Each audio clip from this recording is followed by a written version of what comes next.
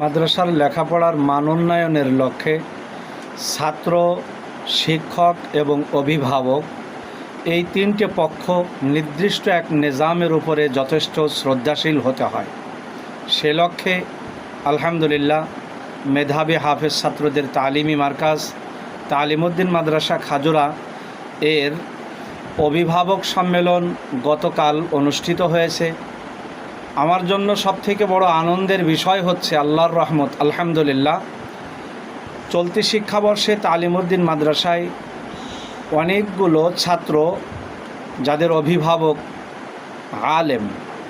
আলেমদের সন্তান কোনো মাদ্রাসায় ভর্তি করা, এটা কিন্তু সে মাদ্রাসার শিক্ষা ব্যবস্থা আলহামদুলিল্লাহ মজবুত এ কথার প্রমাণ বহন করে।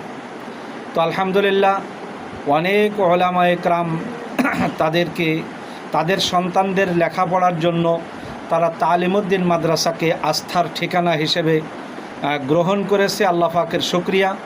আমরাও চেষ্টা করি মুসলমানের সন্তানের প্রত্যেকটা মুহূর্ত যথাযথ আমানতদারির সাথে কাজে লাগিয়ে তাদের ইলমি জীবনের বুনিয়াদ সাজিয়ে দেওয়ার। আলহামদুলিল্লাহ পর্যায়ক্রমে অভিভাবকদের কিছু মন্তব্য আপনাদেরকে শোনাবো।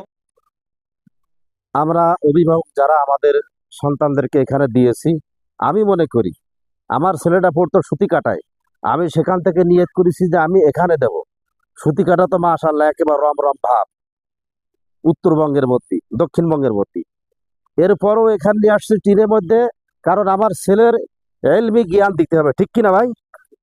আমার মতো মনে হয় সবাই যারা আমাদের ছেলে সন্তানকে দিছি, বড় বড় বিল্ডিংওয়ালা মাদ্রাসা আছে, কিন্তু এখানে দেশি আমার মনে হয় সন্তানকে খালেস দিনী শিক্ষা দেওয়ার জন্য, ঠিক কিনা?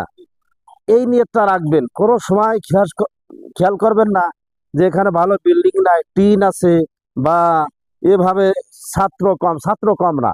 ছাত্র 100 জন, 100 জনের মধ্যে যদি 100 জনও যদি কি করে বোর্ডের মধ্যে মেধা তালিকা স্থানে যায়, এটাই মনে করবেন দক্ষিণবঙ্গের মধ্যে সর্বশ্রেষ্ঠ মাদ্রাসা বলে আলহামদুলিল্লাহ। তো সেই ক্ষেত্রে আমার বন্ধুবর মুফতি রিজাউল করিম মানে প্রায় 100% আগিয়ে গিয়েছে।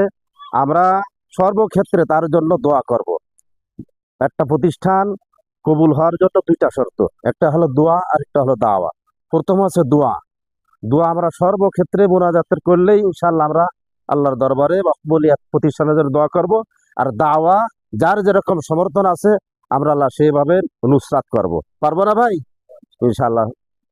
আলহামদুলিল্লাহ তালিমউদ্দিন মাদ্রাসা পরিবারের 3টি প্রতিষ্ঠান। আমি আমার ছাত্রদেরকে বারবার বলে থাকি যে হয়তোবা আমরা থাকাই গরিব, আমরা পড়াই গরিব, আমরা খাওয়াই গরিব, কিন্তু আমরা লেখাপড়ায় গরিব থাকতে চাই না। আমরা লেখাপড়ায় শুধু ধনী নয়, আমরা শিল্পপতি হয়ে যেতে চাই ইনশাআল্লাহ।